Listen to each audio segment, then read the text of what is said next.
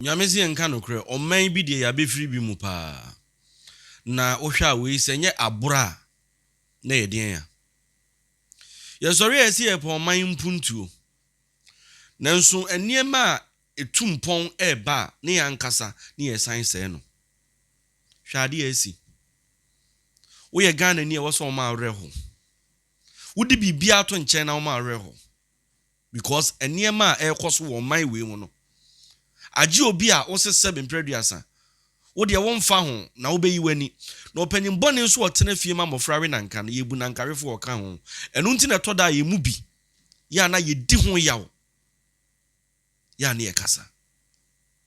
minu mienu beji atom se oman bi a atumpon bia no means of transportation very easy yenkwa abrochire ni yenkwa hwade osori na se opeka anaase bia opese oduru adwuma ma okoko gina kwan ho train duru ho anu afa bus duru ho anu afa yemusase yemen musa na ti ana ente sa da bia ye ne yesori a yese oman no 7 preduasa ehia yen ene mu mpanyimfo no omo nye ne emaye eno kwasem se Ghana mpanyimfo de omo di enhwemo pa nanso bra panyim bi nso be try se oye bibi e de abo oman no na yankase ye san sabotage no ti ya mebusa me ho se oman be kra ne aba be firi mu na se nya abro ene bayi a train aba be dura e test eye den na train ko nya accident me the accident ne kra de enha me se kwan fa so a train nya accident because accident there it do happen e kwan fa so a train nya accident na e ho ne me problem minim e kwan kro ben na fa so a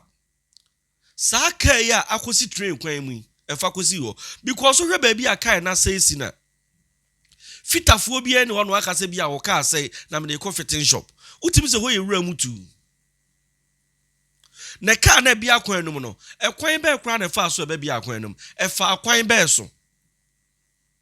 ye ni cho ba bia ho no aka se bia me ko didi e na me ka ne se ye na mpo se wo klemi se ka no aseye a eseye na na mo be na utu ye because ba bia ka na seye sie no ebetimi di owie na aba inti just imagine sanya try na ne ye try na nka na nipa ne gumu a enka adane asem foforo kra mibusa me wo se oman be ne nipa be pie mu enkosi da ben e no oman be ye tene da bia me ka se wo ye young boy young girl na se wo pese wo ye bibia minua emfo ne nto oman we business se wo ye bi wo bibia wo se wo ya no waye because me hunu ni say the next 50 years to come oman be yet said the tia because emu nipa na ye wo mu ne empanyimfo ni nyina na adwene na say so no can na railways train ye adwuma from Boase to Takwa Bogoso Takra demoni ade ena ye hunu de bete bayira ahomem a sa means of transportation we nyina no ye hwere ye inti se ne sa ban bi aba ne so se da bi ma menye sa de we na memfa ma me man a eto da ye mfa politics no mfa nto nchen kakra me de memfa nhye obi a se obi na akoye sa de no anase bi e party A anase bi e party B nanso enchemu a police for ede ba ekire se sa ka ye bia kwan mu e belong to branch chairman of NDC or North Town Mauli Chokpo ono ena allegedly yes kai e ne dia minti min free sabre ya blame no because ka ura de enyo no ne twika no ti nipa na no wo twi no oye hwan ehimfa na no wo ko na ye den no koja aka ni si train kwan no so e kwan ye fa so aka ni si train kwan no so kura kire se chese eye boa payo wanwene nipa nkwa ho abrofo na wo mo try train no wanwene wo mo ho emebom no omungu ko bibini da bia meka so be use bibini sere a bibini si guso no wo sere twetwetwetwe a na chese ni nua bi ho akere no adwempone ye sori ese ye po man ni ye so no na minim se odwene eka ede bebere oman ne ho a eka Ghana besen abo e wo saa train we ho a minim se nipa kron so odwene ya ono de ne dia ne se train ne nsai se de make an accident sisi na emom we die e deliberate untimi nkase nipa wo jack eka yi esi train kwan no mu no wan sheda u defend ne ba bi enye yi na bra esi ye kura no enti wentimi inform you obi a na woni namfo obi a uni ayonko drivers bi a ye beboa mu ayi car ne de esi nchen ana ye nyina nim se train de ansa na ebe apply brakes no age se obo ene wa akiri enti bra opie ade ne su putupuru no or try so be apply brakes nenso anye yie ene kobo kai mu a